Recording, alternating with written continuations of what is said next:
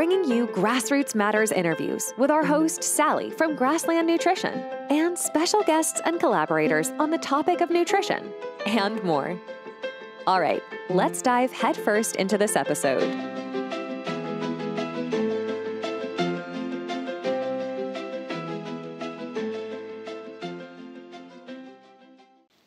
Hi, it's Sally from the Grassland Nutrition team. Thanks for joining. Today, I'm talking to Peter Defty of Vespa Power Products, who has pioneered a highly successful OFM program, or optimized fat metabolism program, for athletes that is also applicable to anyone seeking to improve their metabolic health. Peter is very knowledgeable and he's passionate about his work and the key findings. Dive into the podcast. If you could summarize your role, please, for me, Peter, as the general manager of Vespa Power Products, that would be great. All right, cool. Yes, Sally, welcome. Thank you for having me on the podcast. And my name is Peter Defty, and I'm the general manager of Vespa Power Products. And we import and support and develop a product called Vespa, which is a naturally occurring peptide that we get from the Asian giant wasp, commonly known as the murder hornets. And it's an accidental discovery of nature. And this peptide actually triggers your body to metabolize fat at a much higher rate. When I say metabolize fat, I don't mean just burn fat. It'll also allow you to metabolize fat to make it into glucose if the metabolic need is such that you require more glucose. So it's an amazing peptide I've had now ongoing. I was introduced to it in 2006, so 17 years of using the product. So it's pretty amazing. And I got involved with the company in 2007, purchased an equity stake in 2008, and became the point man for the company then. And it's been a very interesting journey, because when I did that, let me back up. When I was first exposed to Vespa, I had already been doing fat adaptation very empirically for about 6 years. Started with my first bonk in a marathon in 2000. I thought, this carb loading is crazy. And so I started as a scientist or somebody with a biology degree from university. It didn't make sense to me. And so I started tinkering with it. So when I was exposed to Vespa in 2006, I thought, oh, this makes sense. It helps you turn your fat. Little did I know that everything I knew was wrong, because that's the quote unquote experts say you need carbs. So, like I said, I became the point man for Vespa in 2008, and it's been a very interesting ride, because when I started this as my day job and my livelihood, I found out really quickly that I didn't know what I was talking about. that this whole idea of fat metabolism wasn't viable for sport, et cetera. But I knew from my own experience, and I knew from my biology degree that was not the case.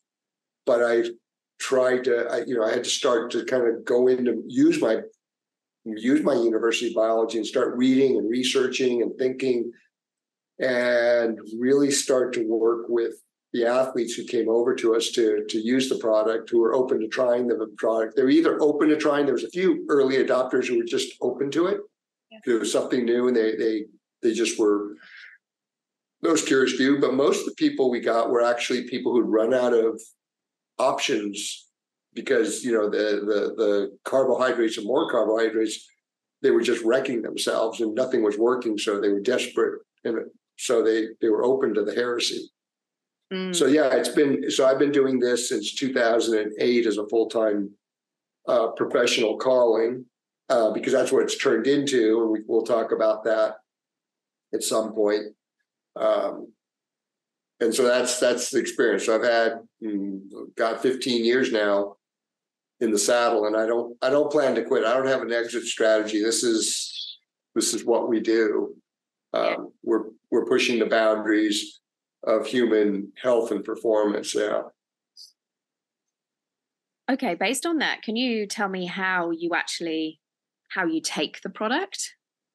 Okay, yeah, So you basically, as far as the product's concerned, you shake it and take a full pouch anywhere from 20 to 45 minutes before exercise. And if you're going to go out for longer, physical activity, I would say physical activity. If you're going to go out longer, you would use it every 2 hours after the start of physical activity for endurance type stuff. But in doing so, it shifts your body to metabolize more fat. And what that does is it reduces the oxidative stress and lactate load of burning sugar, right? And so the more you can do that, the less cellular stress, the less damage you're doing to your cells, your cell wall, your mitochondria from that oxidative stress and lactate load. Because burning sugar is burning a lot of sugar is not a good thing. And it has huge amounts of what I would term as unintended consequences. Yeah. Okay. All right. I'm going to ask you now to give me your key learnings with the expertise that you've built in these last 15 years and as a pioneer of Vespa, your real belief in the products, you're using them day to day, you're experimenting with them, you're using athletes that are using them as well as a test bed. You're kind of a real kind of innovator of these fat adapted health performance. That is the kind of umbrella while using the products as well. Yeah, and that includes, the Grassland Nutrition liver kelp product. So, that's part of the whole thing. It's like, as much as I believe in Vespa and, see the results, not just in my own use, but with the athletes we work with on our past history, it's not a one-trick pony. It's not a magic bullet. It's a fabulous product, but it's one tool in the toolbox. Yep. And so, this is where what happened was that's what got me onto Vespa. Is I was already doing fat adaptation very empirically, didn't really know, but I just knew that this carb loading and carbs all the time was insane. It just didn't make sense to me. It's insanity when you think about it. In fact, I've done a little bit of research, and we're going to have a bit of a campaign coming out here, but basically in a 6-month lead up to an Ironman or a 100-mile or 100K ultra, if you're following the conventional advice, it amounts to 155 pounds of sugar is what you're going to consume in 6 months. So basically an athlete will consume their body weight in sugar, concentrated carbs, because your body looks at concentrated short forms of carbohydrates as glucose. So blood sugar. So a good visual for that for people is just sugar. So, and it's not that much better for a marathon or a half Ironman. So that's 130 pounds of sugar in 6 months. So you can convert that to kilos, but it's a lot of sugar on this, idea that you need to consume 100 or 200 calories an hour, and then 60% of your macro in your diet has to be carbohydrate. Now, I'm not saying, so like if you take out, so let's just use that 155 pound number, right? Yeah. Okay. So say you take out, I'm going to round it down to 150 pounds just to make for easy math. Okay. So say you take out a third, that's 50 pounds you just removed, right? Say you take out half of it, that's 75 pounds. Say you take out 2/3, that's 100 pounds of sugar you've removed, but you still have 175 or 50 pounds left to use strategically, what we call strategic carbs, right? To use to get that performance edge. Because, if you have 100 pounds of sugar left or 75 pounds of sugar left or 50 pounds of sugar left for 6 months, does that sound like a keto or a low carb diet? Absolutely not, right? And our bodies can digest it. So, what I found is that the whole approach to fat adaptation is very complex. It's not like the carb thing works because you give people a lot of carbs. Their bodies literally have to dispose of those carbohydrates immediately, otherwise you die. That's why type 1 diabetics, if they have a big bolus of carbohydrates, they have to titrate themselves with insulin, or else they'll literally go into a diabetic coma.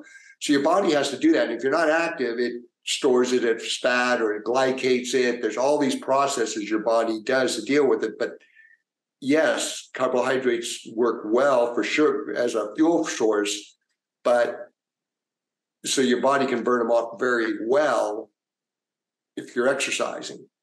So that's how that all came about. And it makes for that performance, but the unintended consequences long-term are just like I tell people, it's not a question of if you're going to have a problem, it's when and what form. If you're just constantly training or exercising and you're doing the recommended dietary practices of sports science, and even the standard diet, you're in Australia, I'm in the United States, we're not known for the best diets, right?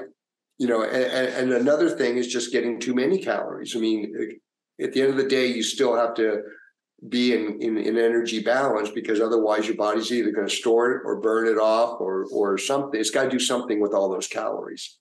So what took me on this journey was when I made Vespa my day job, it quickly became supporting these athletes, because the approach we were doing was just completely 180. At that time, it was when carbs were reigning. It was when Louise Burke was saying, Louise Burke, the famous nutritionist in Australia, she's one of the top nutrition scientists in the world. She was saying we got to put the nail in the coffin on this whole fat fueling thing. And Chris Carmichael was saying it's all about the carbs. I mean, there's no room for fat.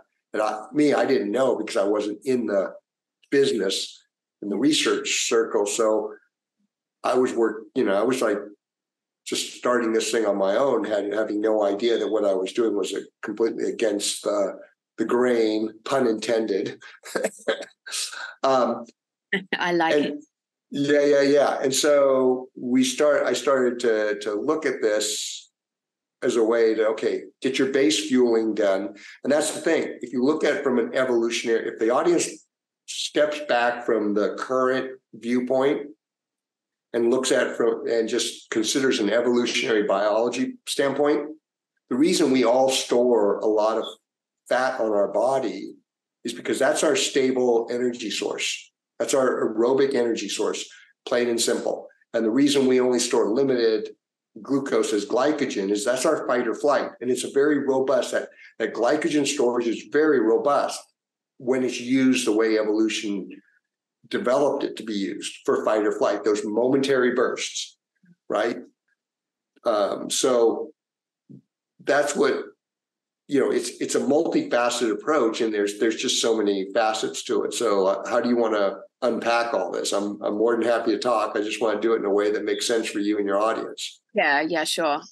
It'd be really useful to have maybe a couple of examples of how you've come to work with the athletes that you work with when they've been carb loading and they've been experiencing, detrimental factors, not only to their health, but to their performance, and they've come to your OFM method. If you could talk to the kind of time frame and what you've seen, what kind of symptoms that they've come in with, and how they've benefited from your method, and then maybe lead in to this method that you've created that's working really well. And I know that you've worked with hundreds of athletes. Yeah, probably reached out to thousands now, but directly probably close to 1,000 athletes. Well, like I say, when we look at that evolutionary model, it makes total sense that we're supposed to be burning fat as our aerobic energy source. And what happened to me in 2008 when I made this my day job was a couple of my early adopters were what are known as ultra runner pukers, because they would be, they had the energies up and down, but they were every race they would puke. I mean, it was multiple times. And I started to work with these people, and the Vespa course really made a huge difference because they could cut their calories way back. And so their risk of having GI issues went down. But then I started to look at this and really dive into the textbooks and the physiology and think about it. And I'm thinking, oh my God, this was my early epiphany working with people like John Olson, who went on to be I can't remember what year it was, but he went on to be the ultra running 24-hour world champion, right? I mean, he was able to compete at the highest level and win. And he was my first early adopter because he was puking all the time. He said, Peter, you don't understand. It wasn't, I used to be terrified going into a race because it wasn't a question of if my stomach was going to go out. It was just, would it throw my race or not? Yeah. And so, and he was sent to me by my friend, Paleo Paul Charteris, or Kiwi Paul, who's the founder of the Tarawera Ultras. He's in New Zealand, but he's a great guy. He said, you need to help this guy because he's really talented. So when I started looking into the textbooks and physiology books, I saw like, oh my God, all these people are just destroying themselves on a large level long term by fueling with all this sugar. Because one of the biggest things that athletes face is they get, as their hormonal balance gets shifted off by all those carbs, they get energy swings. But then usually with that comes the GI issues, right? It's very common. But what I found looking at into the textbooks and thinking about what was actually going on, it just astounded me. It's the unintended consequences of all this sugar. It's not just the obvious insulin sugar hypothesis, but what happens is when you're trying to do exercise, especially at a high level, the higher the level, the hotter the conditions, the less blood flow goes to your GI tract. In fact, on hot and humid conditions, your GI tract basically goes on sleep mode. Okay, so the blood flow to what's called the epithelium, which is this composed of villi, which line your GI tract. It's like a brand new shag rug going into your digestive tract, but I like to liken it to the canopy of a giant rainforest. Okay, so think of it that way. And that's what it is. And so the blood flow is reduced, but then all of a sudden you give it all this sugar and it has to digest it on minimal blood. So it has minimal oxygen. So the oxidative stress is huge. And then what happens is it literally over time, you're like literally burning that rainforest canopy down, just like, you've heard in Brazil, right? And then, so when you do that, that big rainforest is what houses your biome. Yeah. Okay, all those epithelial cells, your biome resides in there. And so when you reduce that, and you see scopes of people who have this, and their GI tract is inflamed and red, and this is what develops into Crohn's, celiacs, diverticulitis, all these things. It's inflammatory disease. But you burn down that rainforest, and then you can't house that biome.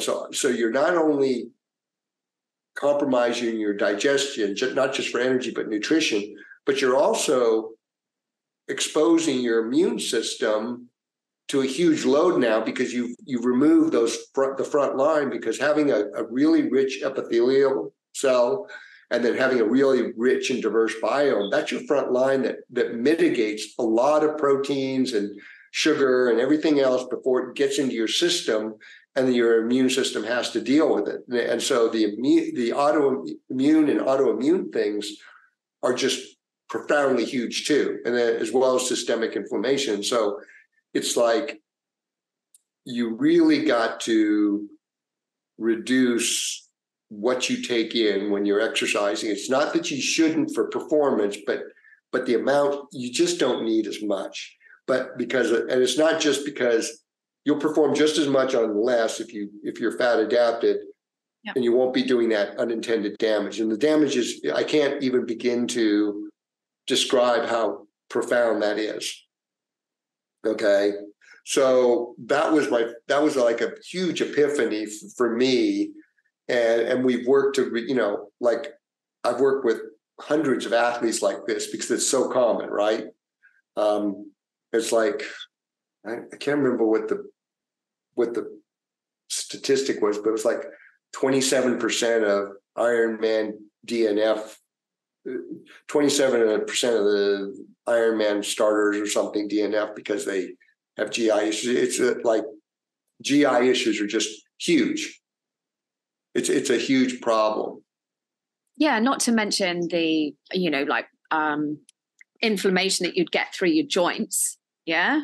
After, gut issues first, and then you said it would become systemic. It's a downstream thing, because if your digestive tract can't absorb that nutrition, then it's a big problem downstream, and then you got the systemic inflammation, which adds to more inflammation. And then your joints, of course, are sort of like the canaries in the coal mine, because they don't get the blood flow of other organs. So as soon as the inflammation starts, it moves to the joints. And so it's really important. So that started this whole thing called OFM. We were working what happened was I was doing it myself, and then I had this product I was selling. But then in supporting the athletes, OFM just grew to this support network of protocols and took on a life of its own. And in fact, we've had to split it off because we were confusing people, because a lot of people think, oh, if I use Vespa, I got to do this diet and do this and do that. It's like, no, you don't have to do anything. It's just that if you do everything else, you're going to get a lot bigger leverage off of it. And then another thing that probably needs to be clarified in this podcast is that because what we're doing is so innovative, people don't know what we are, so they reference us as a keto diet or low carb. We're not keto or low carb, because once again, in today's world with the internet and modern communication, everything is bifurcated, right? You got here in this country, you got the Republicans, you got the Democrats, you got, everything's an extreme, and nobody has discussion in the middle. And it's like I was saying earlier about if you took a third or half or 2/3 of the sugar out of your diet, you still have plenty of carbohydrates for the performance end. So people mistakenly pigeonhole us into the keto thing when we're not. We're not a keto thing. We're not keto or low carb. It's an individualized approach, right? Yeah, it's a very individualized approach, and we focus. Right. See, I focus this whole thing I just spoke to you about, the epiphany.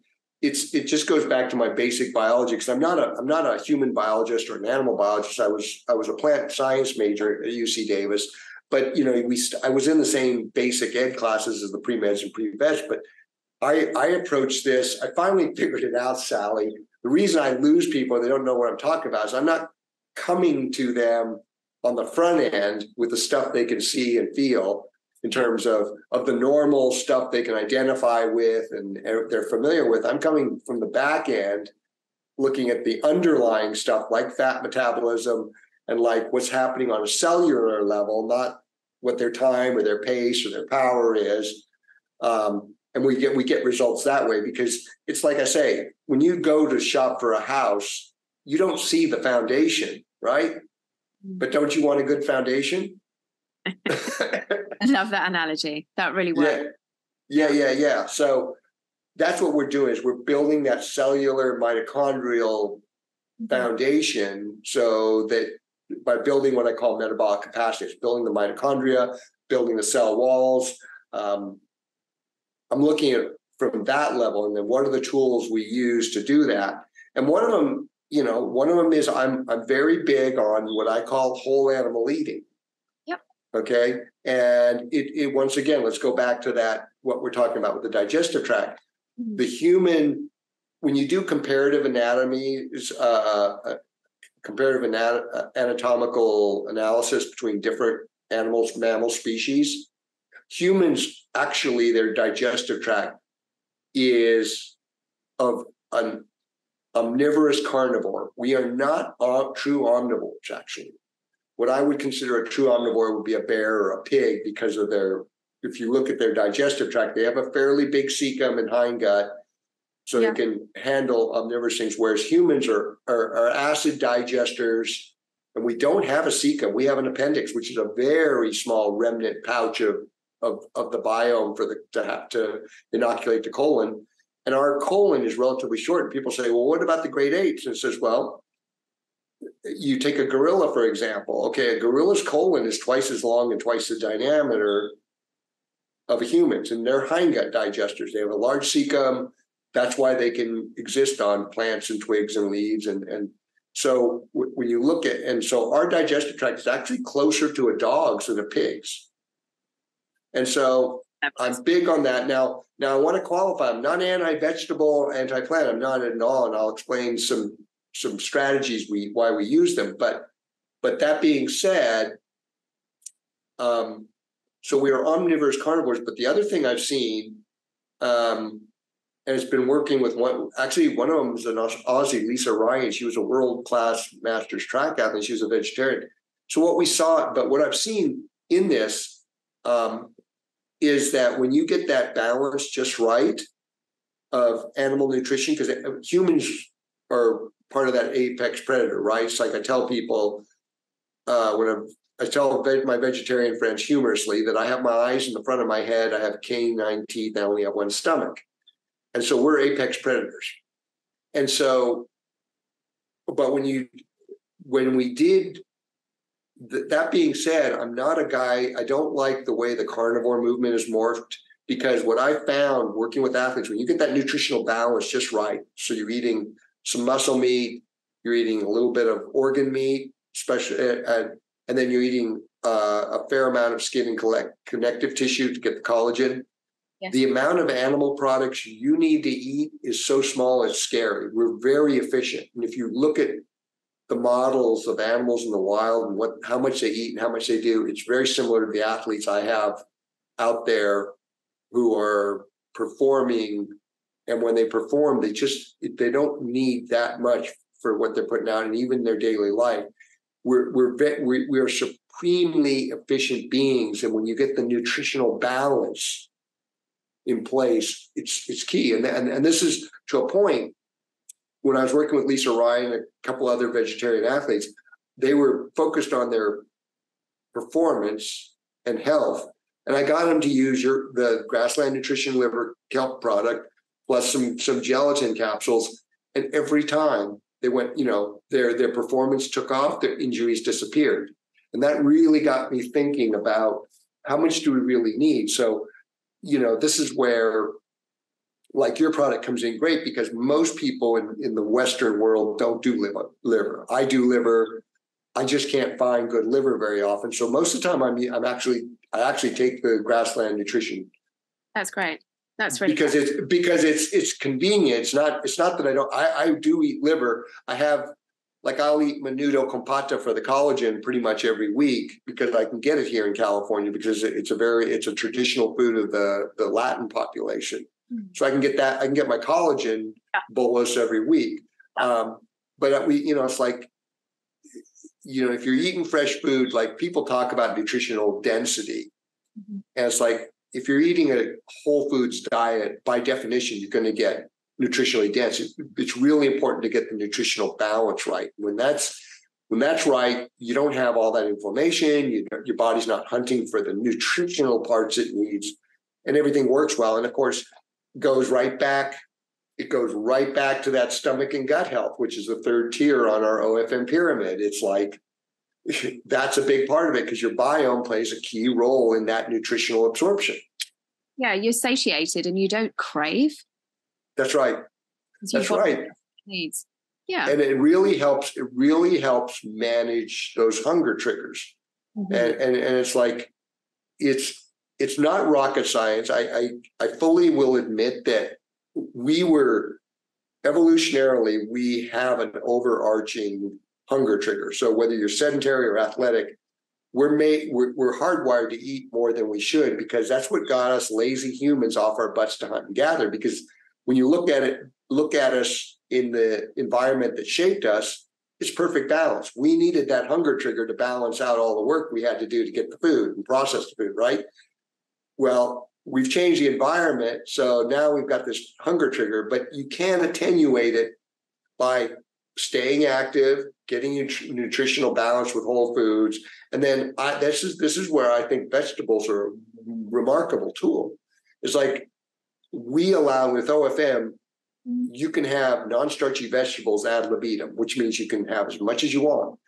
And they're a great tool to use to fill you up, give you that volume of food in there to kind of really like slow you down during your regular work and training day. Now for racing, you want to kind of back off on non-starchy vegetables because that might create some bathroom needs during the race or something. But in terms of helping to satiate you, that with just the right amount of animal products and that, like I said, that whole animal eating thing where you're getting that right combination makes a huge difference in how to manage your hunger triggers. And like I say, the hyperpalatable foods like the carbohydrates, again, you step back in that evolutionary model, it's like, oh, the reason we crave carbs is in that evolutionary framework, it makes total sense. I mean, how often were berries and fruit and tubers and honey, we had those things 3 to 5 times a year, and they were only ripe for a few days. So we're hardwired to want to overeat them for that brief thing. So it's like, okay, it makes total sense. But in the environment that shaped us today, it's our undoing. Very much right. So. Right. A lot of that's the thing. It's like one of the things I see is like a lot of our modern man-made construct has these unintended consequences that actually work against us. And it's about getting back to that natural, working in alignment with our modern world to kind of mimic that. It's like I say, I can't get most of my athletes to eat collagen-rich foods and liver. So it's like, I put them onto the grassland liver because it's absolutely, and I'm going to tell this to your audience. You guys have hands down the best liver product out there. Nobody can touch that liver and kelp product. Because I look at it, I look at the marketing, and it's like, yeah, grass-fed New Zealand cows. I'm like, yeah, those are old dairy cows, and it's like there's all this marketing hype. Yeah. And so, your company has taken the same care that Vespa takes with manufacturing its product, that we're producing the finest products we can when we have to. And these are all tools to help get you back into that natural balance. Yeah, definitely. I think that's what kind of brought us together. And we're about to launch a new range of products as well, which we're really excited about. But it always comes back to, and I mean, it's threaded through everything that you've said here, that we want to help to bridge the gap in kind of modern day deficiencies. Predominantly from our perspective, it's the B12, it's the iodine, but also tackling those kind of modern issues, whether people have histamine issues, they're looking to bolster their cardio health, and but it's that wholesome, ancient, traditional kind of way of living. It's getting the early morning light. It's absolutely. We have all that stuff in OFM. We talk about circadian rhythm. We get one of the key things I've seen. This happened early on, like 2010 or 12. I did a deep dive into vitamin D, and that's key to fat optimization. If your vitamin D is low, you're going to be have a very poor ability to oxidize fat. And I just found that the level that worked for me was 50 to 100, not 20 or 30 to 100. The standard medical reference ranges starts at 20 or 30, and again, I did a deep dive, so nobody else has to. But when you look at the deep dive and look at the historical context, when these reference ranges were created, it was during the 20s and 30s when medicine was really taking off, but it was an industrialized age before refrigeration was available.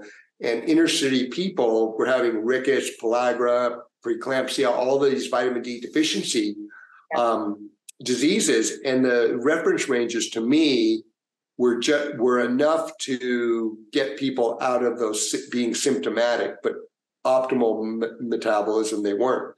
And what we found is athletes, once we got them to 50 or above, they just were able to burn fat like crazy. And to a point, it's interesting because in the last several years, because of what I call the panic-demic, there's been several papers published that consistently say that 50 or above, your chances of having a serious viral infection of whatever sort are minimal, and that's kind of like, well, that's not surprising to me, because it just seemed like we saw this threshold that 40 to 50 you're suboptimal, 50 and above you're optimal, and anything below 40 is deficient in my book. So so we're just drenched in blue light the whole time. We're not getting enough sunlight, and the mainstream message is the slip slop slap all the time. Yep. And just needs to be so much more simple than that. Oh, I agree, but we don't live in that environment anymore. I go out like you, like right now in California, the fall is just absolutely amazing right now. And I go out in the morning and sit in the sun in my shorts and get as much sunlight. I would sit naked if I could, but that's not exactly acceptable. I get, the whole get everything, get the junk and the perineum and everything full of UVB and all that, and get the full spectrum. I'm totally with you on that, but it's like, you can't do it. So I used to be I kind of waffled around with the vitamin D3, and it's like I came to the conclusion that, like, for most people, it's about the only thing that's going to work, because they're not going to get enough exposure to sunlight. Because but concomitant with that, they have to have the metabolic machinery working, because if their fat metabolism is good, if they're on a lot of glucose, their skin will be very sensitive to sunlight. It'll be very fragile. Yeah. And so you have to have your metabolism working really well. You have to be well hydrated, so you're sweating and cooling yourself, so your skin cells don't get fried. And these are all things that are people just don't realize. And there's been a lot of fear mongering about where people come up, and it's just, I see this all the time when I'm out running in the mountains, and these people are just all covered up, and I'm like, shorts and a shirt and shoes, and I don't even wear a shirt half the time. And you're a pioneer and an innovator. yeah, right. Well, I'm not. But here's Sally. This is the ironic thing. I don't feel like I'm an innovator, even though I am, because even though I'm innovating with fat adaptation, I don't think I'm an innovator. I think of myself as somebody who's just trying to get people back in alignment with the natural state of evolution as we evolved, so that's all I think I'm doing. But yeah, it's trying to make it work within the context of the modern world, because I'm not going to espouse us going out sleeping in the bush and, running around naked and making our own weapons and all that crazy stuff. I mean, yeah, I like the modern world, but it's got those unintended consequences. So, but we have because of our history, science, anthropology, all this stuff, we have the tools there. It's just sorting through it for each person. Everybody's an individual. We're all the same on a cellular level, but we're all different. And it's because your cell biology among different species of animals, and this is why Vespa works, is because cell biology on an animal scale, our cells are 97% the same as the murder hornets. So that's how this all came about. So we're all the same there, but those variables that go into what those cells are going to do in terms of producing energy, staying healthy, how they're going to respond to heat, stress, blah, blah, blah. That's a Rubik's Cube. It's everybody's own individual Rubik's Cube. So that's how OFM was developed, because, again, people are sold on a one-trick pony. Like, you got to do this diet, right? Or you got to do this supplement or this training modality. I mean, we tend to focus on one thing, and it's much easier to sell people on a very simple message, which is oversimplified. It's like, I tell people, are you a simple message? No. I mean, if I ask you, Sally, about your life, are you one-dimensional? This is the Sally, do we compartmentalize you into one little thing? No. It's got to be individualized, and it's multidimensional. So we've got Vespa, sure. We've got whole animal eating. We use some vegetables in there to give us some nutrition and electrolytes, but it also to keep us full. We have to look at the vitamin D, circadian rhythm, chronic stress. I tell people chronic stress is as big a problem as overconsumption of carbohydrates because it does the same thing. It forces your body to burn sugar and it hormonally triggers you. So I could go on and on. And today in the modern world, there's EMF. People don't realize this thing here, your cell phone, is creating radiation. If you put it right, and people don't realize putting it up to your ear is roulette in your blood, and the impacts it has. And so we get sold on the convenience, but we don't get warned of the unintended consequences. Right. So that's what I'm trying to do. So we look at it from a multifaceted approach to look at somebody's lifestyle, their environment, look at maybe their periodontal health. You know, what the health of their mouth is huge. Yeah.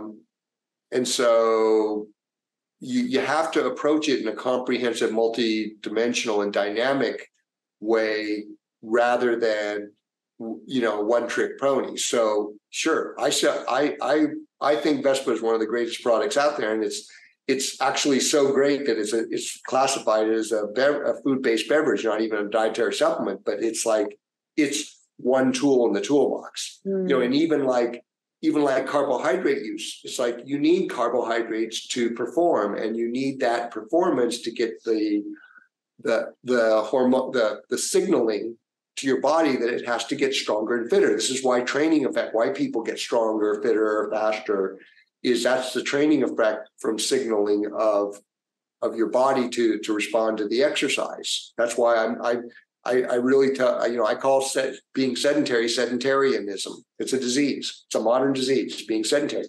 You got to be active. And I don't mean you have to go out and run a marathon or anything like that, but you got to be physically active. You know, if you're doing a job that's physically demanding as your day job, you probably don't need to find a sport or activity. But, you know, if you're not, you need to find something where you're really highly active, much more than people realize. I think that people don't realize that. So, I mean, we can go on and on about all these facets, but we have a pyramid we made where it's called the fat adapted metabolic state. So that's the base. And the second tier is nutrition, not calories, like I talked about with getting that nutritional balance, right? On that fat adapted base, right? So you're going to metabolize those into that nutrition. And then you got stomach and gut health, which, as we discussed previously, is huge. I mean, people talk about the biome, but it's just what we know is literally that tip of an iceberg of how much function your own stomach epithelium functions as, and then the biome, which is not you, it is part of us, but it's really not part of us. The bacteria, the fungi, and the archaea and we want to build as big and diverse bio. That's the third tier, and then I think the fourth tier is like hydration, and then Vespa fits in there because it's just a great tool to shift that fat metabolism up for the performance. And then we have, the fourth tier is lifestyle and training. And we make that as one tier, but in that tier, we separate it out. So training is one thing, lifestyle is another. But and part of that training thing is to start by getting you, once again, going back to that base, you're burning fat for your aerobic energy, not your glucose. And then building that aerobic capacity to build metabolic capacity.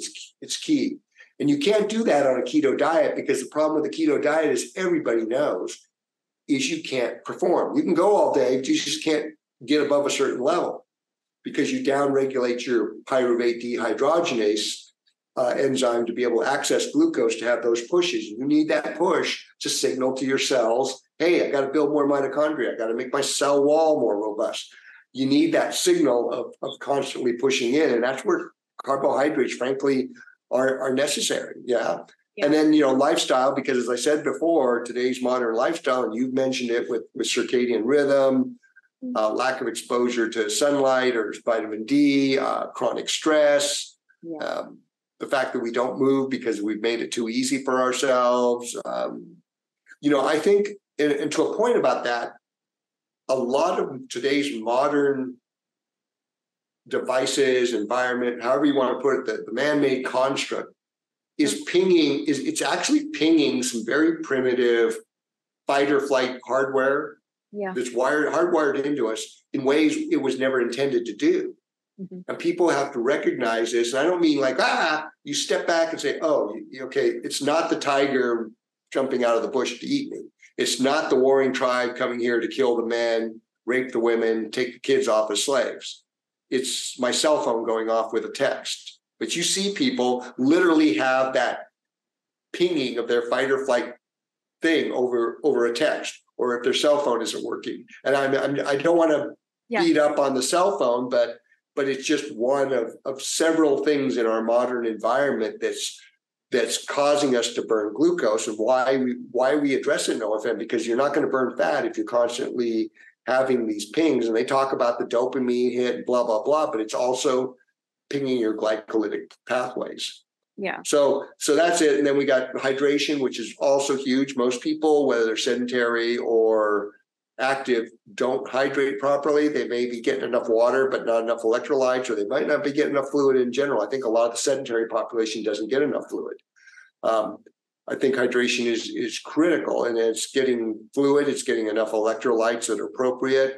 That's a whole nother, that's hours of talk. It's one of the most, but it is one of the most important yet dynamic aspects of human health, because it can change on a dime.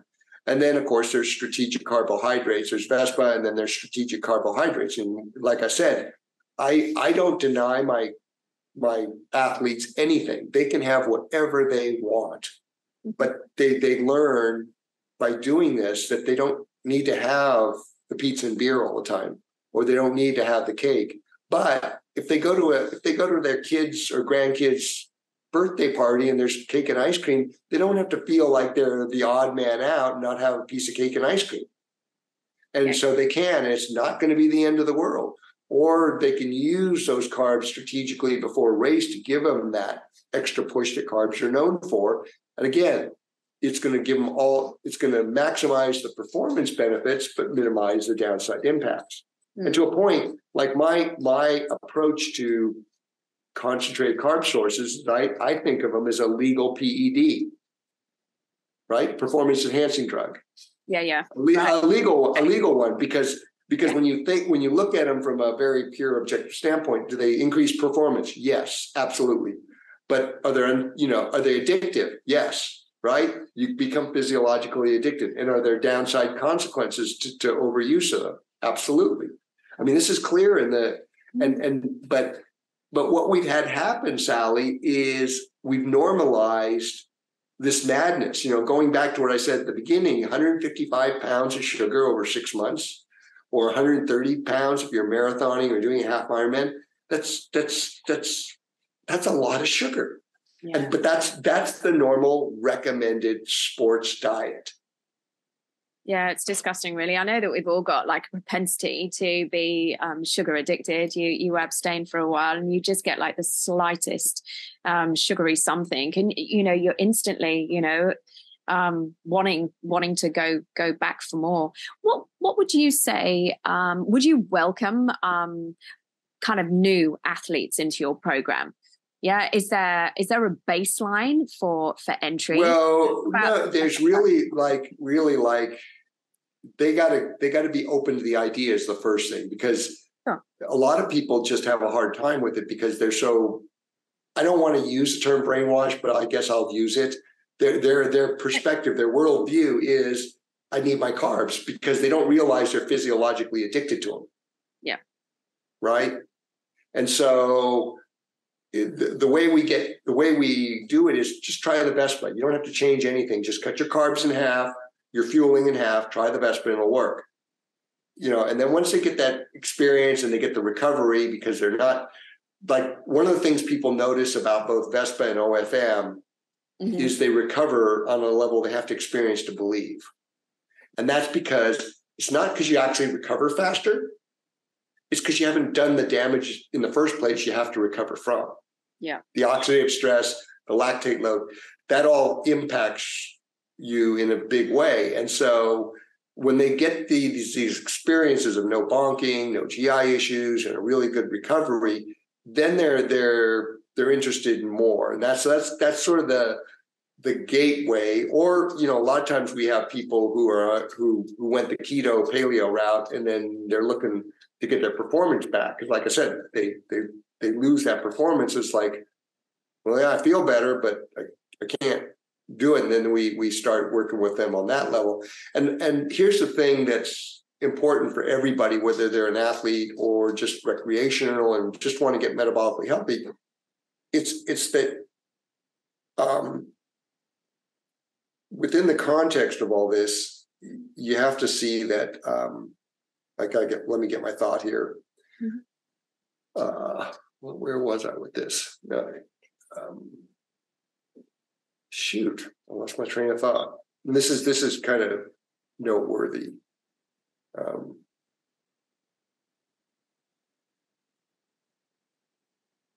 God, where did I go with this?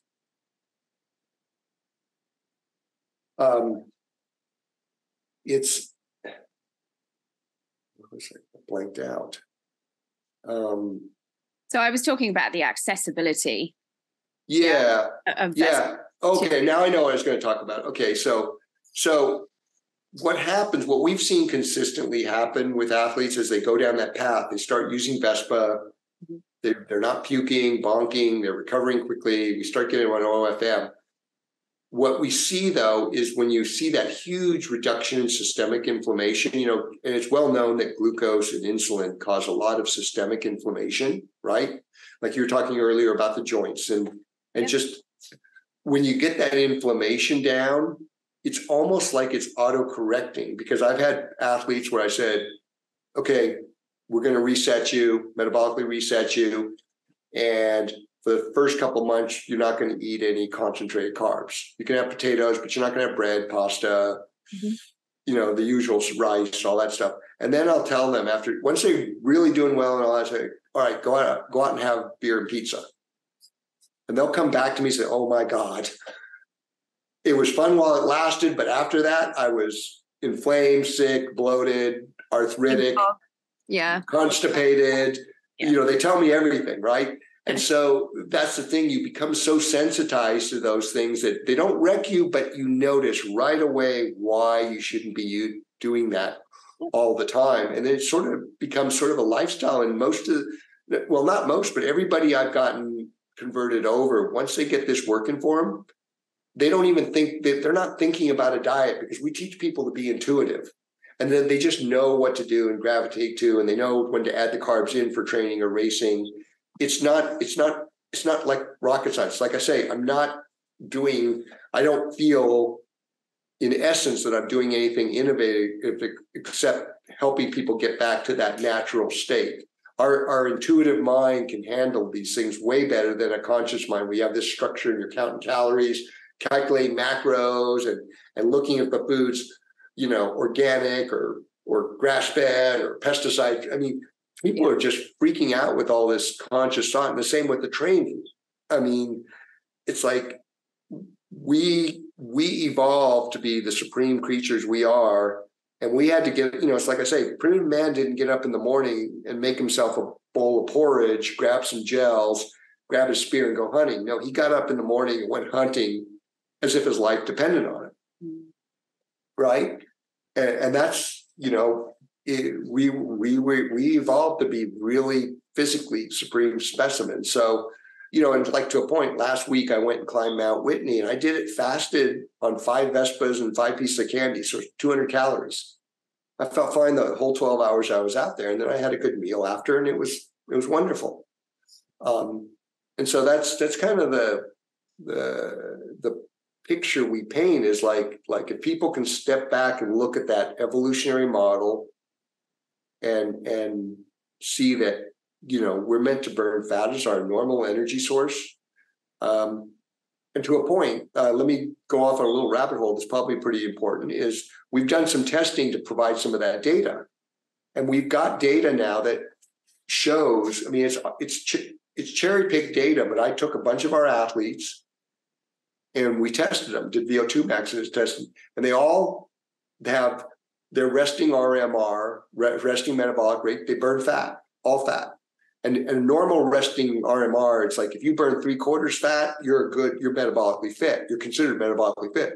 Well, we all burn fat 100%, unless we've had some carbs, which we have to burn off. If we haven't eaten or anything, you burn fat. And then the data on the fat oxidation, I've got a couple of guys who are burning who can sustain for 10 or 15 minutes over 2 grams a minute, and they can burn 1.5 grams all day long. They can just run burning. And that changes the paradigm, because previous to the FASTER study, the body of science says the absolute ceiling of fat oxidation for humans was 1 gram a minute. And most athletes burned 0.5 gram or less. FASTER showed that, if you're fat adapted, or keto adapted is what they call them, you can burn 1.5 grams peak fat oxidation, and most high carb athletes will burn around 0.5 gram. Well, our data, we knew there was more out there, so we did some testing, and I've got athletes that they'll burn 1 gram to 1.5 grams all day long. And so you take the previous science that most people burn 0.5 gram. Well, it makes total sense that you need extra calories, and carbs are the quickest way to go. But that has unintended consequences. But when you look at the science, look at the data we're showing, you go from 0.5 gram to 1.5 grams.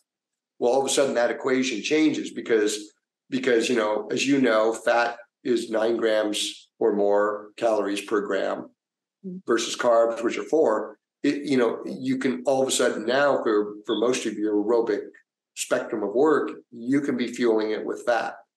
And then the other thing that people need to realize, to kind of finish up, is like, fat is not just your aerobic energy source, but fat metabolism is what drives all your metabolic processes to make your hormones, your enzymes, your cells.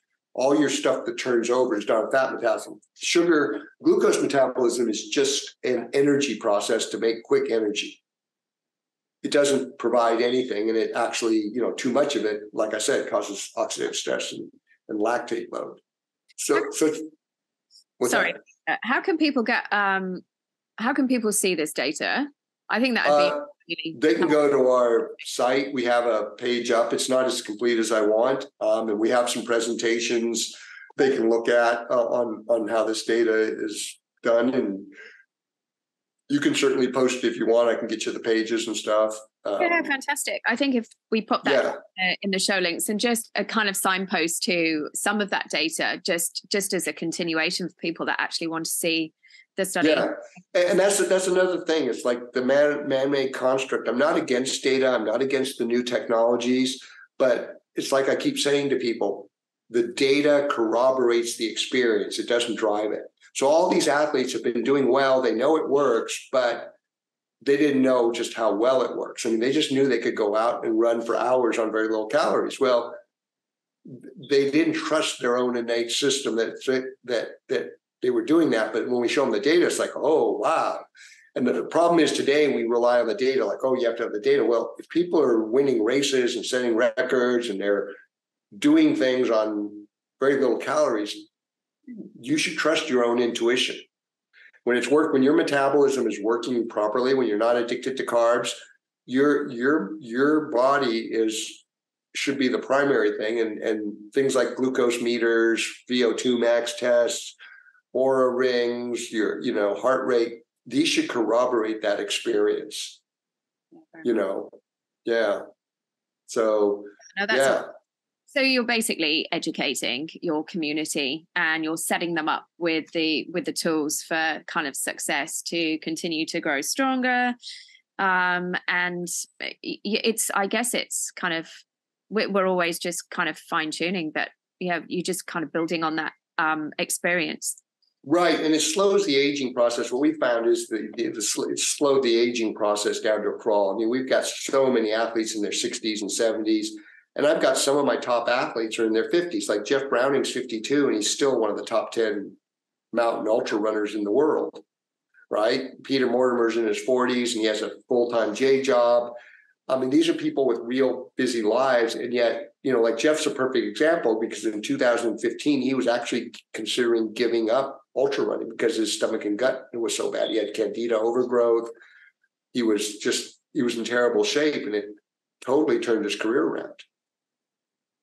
So, this is what we're seeing on a cellular level, this too many carbohydrates. I'm not saying no carbohydrates, low carb, keto. Don't be scared of, a teaspoon of sugar. I have sugar in my coffee every morning, but I'm also metabolically fit. It's like, it's not no carb, low carb. It's like too many carbs are going to have unintended consequences. And this is what we're trying to do, is just build that metabolic capacity to where, a few carbs here and there aren't going to hurt you.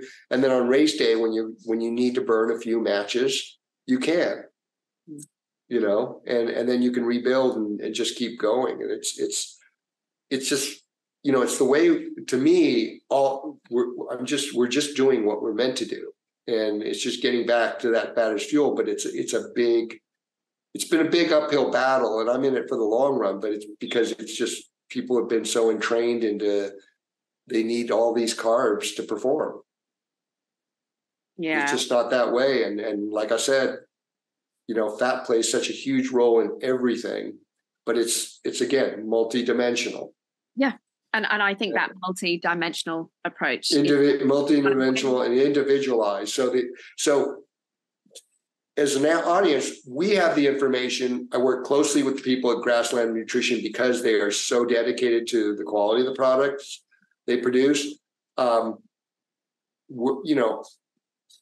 the whole thing, is like, find good quality people. We're not, as Kel and Simon and we're not in it for the money. We need to make a profit to stay in business and grow our businesses, but we're definitely not in it for the money, because these products, whether it's Vespa or the Grassland Nutrition products, they're just not cheap to make. Correct. And I think, with the new product development that we're undertaking, it's got to make sense. It's got to sit with our value system. Yeah, it's not a case of must bring out lots more products because that's what everyone else is doing. And Kel always stands by we don't want to run behind anyone else. We've been around. We established in 2016. We were one of the newcomers, but I mean, that's immaterial. I think, we exist to help people with modern day deficiencies, and that's right. To have that multifaceted approach to their lifestyle, to their longevity.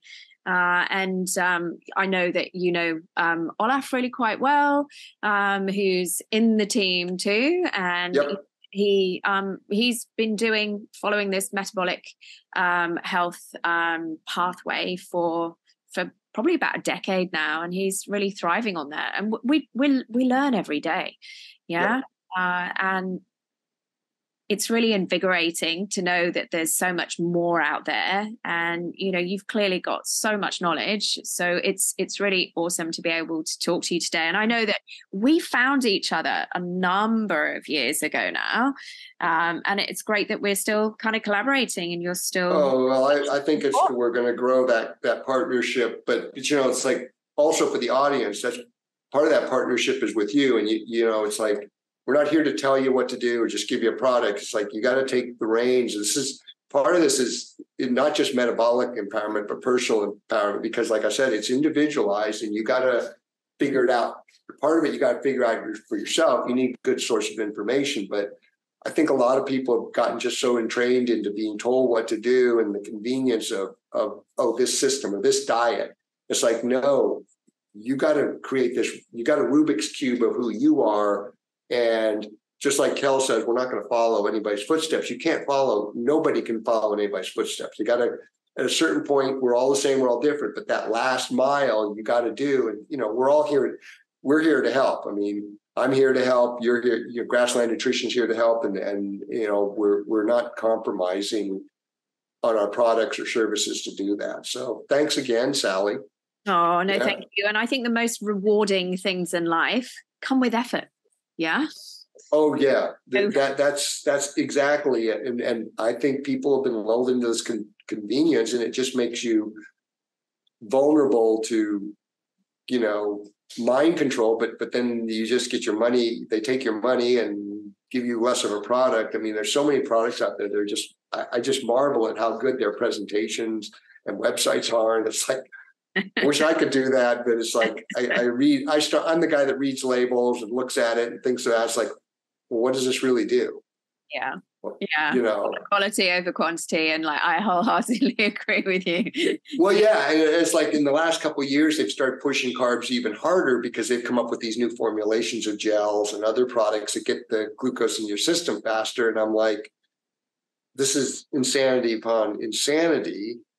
And that's what I call incremental innovation. What we're doing is disruptive because we're disrupting that conventional carbohydrate thing. They're innovating in terms of incrementally getting carbohydrates in, but it's just not going to end well. And they've actually upped those recommendations where some people are taking 140 or more grams an hour. It's just crazy. That's so high risk. Yeah, it's not going to end well sometime. They might win a race on that or something, but that's not going to end well long term. No, not at all. Yeah. All right, I have one final question for you, Peter, if Sure. What's coming up for you with OFM? Well, we're trying to get our OFM site better organized. Like I said, we bifurcated the products into the Vespa Power site, which includes the Grassland Nutrition. And then we've got the OFM, which is our information, programs, coaching, consulting. And we're in the process of trying to get our content lined out, get a coaching program going so people who are training people now can co-opt our metabolic side with some support tools that'll allow them to streamline it without, we provide all that stuff that we're all the same. And then they learn to be coached so they can provide that special sauce so they can individualize their person. So we're working on that right now. And we're finally starting to see some interest from the triathlon community. We think that that's going to be quite good. And we're seeing the resistance to what we're doing come down a little bit. I think people are starting to become more aware that metabolic health matters. I mean, it certainly was obvious to me 3 years ago when this whole thing started. I thought, oh, this is as a coronavirus goes, this is kind of run of the mill, but because it's so transmissible, a lot more people can get it. And the data is pretty clear on that. I mean, very clear on that if you weren't metabolically healthy, you're metabolic compromised, you're going to have a bad outcome. So I think that people are starting to become aware that they got to take responsibility for their health, or at least a certain segment of people. Yeah. And those are the kind of people that we want to appeal to and have an opportunity too. Yeah. Well, this has been a pleasure. Oh, it really has. Thank you. You've taught me a whole heap. I'm going to go on. Sure. More than happy to chat with you any other time. If your audience decides they want to listen to us go back and forth on stuff. Oh, thank you, Peter. Really, really appreciate it. I think you'll agree. Peter is pushing the boundaries of human health and performance with his holistic approach. The data he has gathered from working with thousands of athletes, helping people find their best performing selves intuitively, fueling with fat, and running a fat metabolism over standard methods, as we've discussed here. Check out the show notes for study information and to connect with Peter directly, and hope to see you next time. Thanks. Thank you for tuning in to the Grassroots Matters podcast. If you've enjoyed what you've heard today, please feel free to rate, subscribe, or leave a review wherever you listen to your podcasts. That helps others find the show, and we greatly appreciate it. Once again, thanks for joining us, and we hope you'll come back again for the next episode.